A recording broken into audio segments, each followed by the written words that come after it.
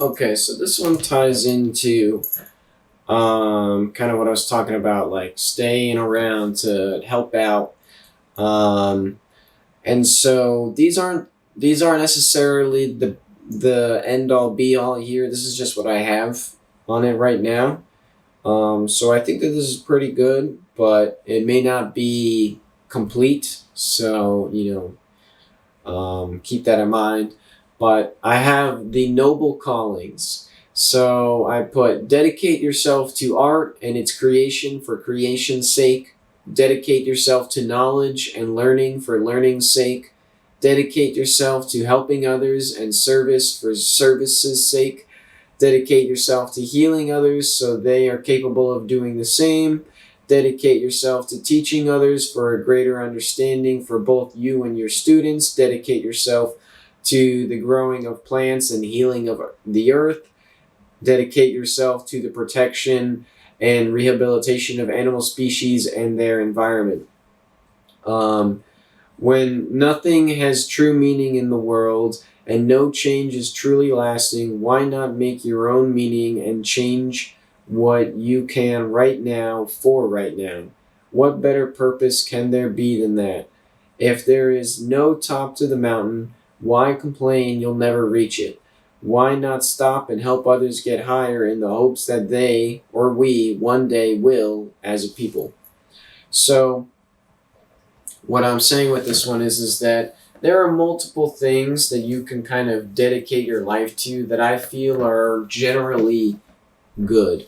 And those things are, you know, basically create art and things that fall under that umbrella for the sake of creating things and for trying to enhance the beauty of things and to potentially help people in certain ways come to a better understanding, because sometimes putting things in an artistic perspective allows people to realize stuff that they wouldn't normally notice.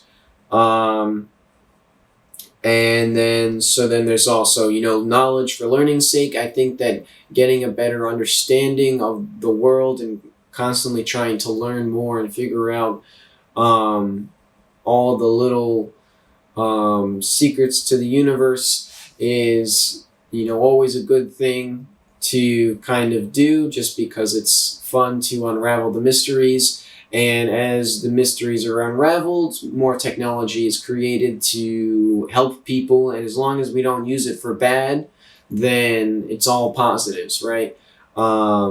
It's really in the use of the technology where the bad part of it lies. And as long as we agree that bad stuff is bad, I think it'll be okay. um, um, Dedicate yourself to helping others and service for service's sake. So this basically just means that if you need a reason for living, right? Basically, these are all like reasons to live.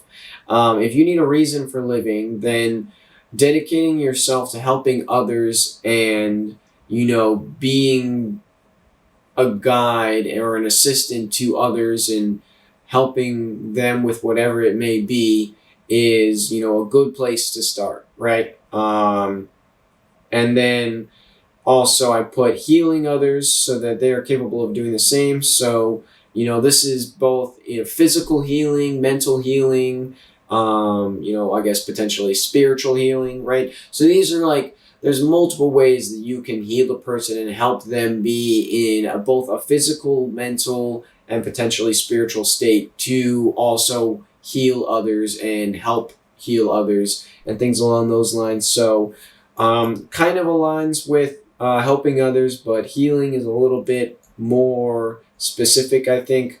And so I broke it out into its own category. Teaching is also kind of seen as helping in a sense, but I felt like it was a little more specific, so I broke it down into its own category. But teaching others, I think that one of the best things about teaching is that if you're doing it correctly, as you teach your students, they are learning, but you are also learning from them. So the more that you teach, the more that you understand. The more that you understand, the more you can teach. The more you can teach, the more you understand. So it's this constant feedback loop. And so I think in the pursuit of knowledge, that's great, but also try and distribute that knowledge in a way that is digestible and so that people understand. If people don't understand what it is that you're saying, then you're not saying it correctly. And it means that you probably don't understand it enough to properly explain it. And if you can't properly explain it, and you don't understand it, then, it shows you, okay, this is something I need to review and visit and learn more on. And by doing that, it could then help you come to realizations with other things, either that you're working on right now or potentially in the future. You go, oh, I remember this thing that I learned, and I can kind of tie that in here. And so I think that being a teacher is a very good way to continue your own learning. And so it's also helpful for people that want to learn, then it gives them an opportunity to learn from someone. And so there's that. And then there's dedicate yourself to growing plants and healing the earth. So I think that being like basically a nature helper, you help propagate plants and rebalance ecosystems that have kind of fallen out of whack, doing things along those lines, or just gardening for the sake of gardening. I think that is a good path to pursue, because you're healing the planet, and by healing the planet, it also helps heal everybody else, right? So there's that. And then we also have dedicate yourself to the protection and rehabilitation of animal species and their environment. So this then kind of this again ties into what I just said about the plants and stuff. Heal the planet, heal ecosystems,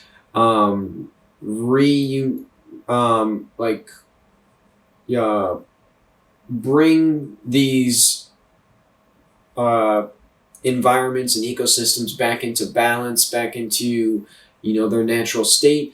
This will help heal both the animals and the plants and the ecosystems that are right there, but will also spread out from there. So every time you do this, it makes a difference. And by enhancing the health of one area, it can help spread out from there. And so by healing, helping to heal animals and ecosystems and habitats, you are also healing the planet, which benefits everyone globally as well. So I think that that's pretty good too. And, no reason to leave the animals out of the love. So, yeah. And then what I say at the end here is if there's no real meaning to anything and nothing really matters, then why not pursue one of these things or multiple of these things just because you can, right? And to me, when there's no pressure to succeed, then that's what makes it more fun, right? It's not about winning. It's about playing the game and having a good time, right? There's no end goal to this, right? There's no, okay, we finally did it. Everything's done and we're good. There's always more that we can do, right? There's always more to be done. And so that's what we do, right? And, I feel like there's really I don't know if there's really a better purpose than that. All of these actions will both help people on a global, it's a small change that can lead to a massive change globally and a positive impact globally. So pursuing these goals, I think, is just, I'm not saying there can't be any negatives to certain things, but overall, I would say it's a net positive, right? And so, what I also put here is if there's always more to be done, right, and we're never actually going to reach the top necessarily, why not stop trying to climb and focusing just on us and achieving perfection and things like that. And why not stop and turn around and start helping others, get higher and make it easier for them to get higher up and, pursue greater things if, we know we're not going to make it, right? So why even struggle to keep just getting a little bit higher when we can help other people that are way lower down than us get to our level, right? Many hands make light work. So if we all work together, it won't be so hard to climb, right? And at some point, maybe we'll never reach the top, but it'll go from being this, treacherous, difficult struggle to a fun, enjoyable experience where we're all just kind of goofing around as we slowly work our way up, right? And to me, that sounds ideal, rather than constantly being alone and confused and lost and not sure what exactly it is that is going on here, right? And so, yeah, I think that's just, I think I've done multiple videos on that topic now, but I really do want to reiterate just how important I think that is. So hopefully it comes across eventually. But one thing I'll add on here quick with this one is that in the Bible, it is said that God is going to make heaven on earth, right? God will return and create and will come back onto the earth and, inhabit the earth with humans and will make heaven on earth. And to me, this kind of goes into my consciousness video about God is just consciousness and we're all kind of a part of that, right? Well, when God returns, right, God wakes up and God returns, that is, to me, I see this as that is us waking up to our power and our abilities and what we are and what this world is and improving it and creating it a heaven on earth. So by God will return and create heaven on earth, what that really means is that we are going to make heaven on earth. It is our job to make that happen because we are, God's children. We are here to do God's work if you're going by the Christian faith, right? And so if that's how it's supposed to be, to me, God is not going to come in and say, all right, good job, little kiddos, I'll take it from here. No, not necessarily. God may tell us what needs to get done, but that doesn't mean God's going to do it all for us, right? If we want heaven on earth, we got to make it happen. We can't keep waiting for it to show up. And I don't think it's unattainable. I think it's very easy for us to do this. We just have to decide to do it. And we just need enough people to realize we can do this and it'll happen. And so that's kind of what I think we should work towards. And I think that if you pursue these quote unquote noble callings I've created here, which again are not a complete list and is just some jotted down notes, but it's a rough idea, it's an outline, it's a blueprint, a sketch, I would say a sketch of what, are good options to, pursue.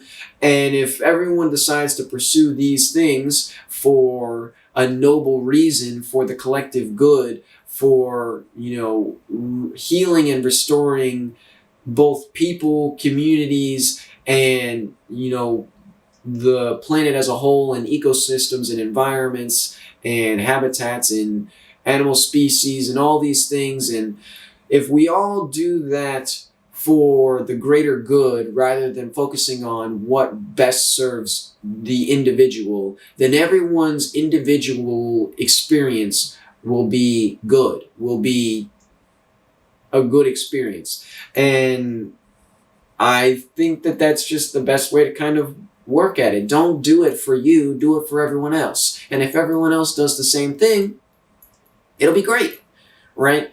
And if you don't think everyone else can do the same thing, then you're part of the problem.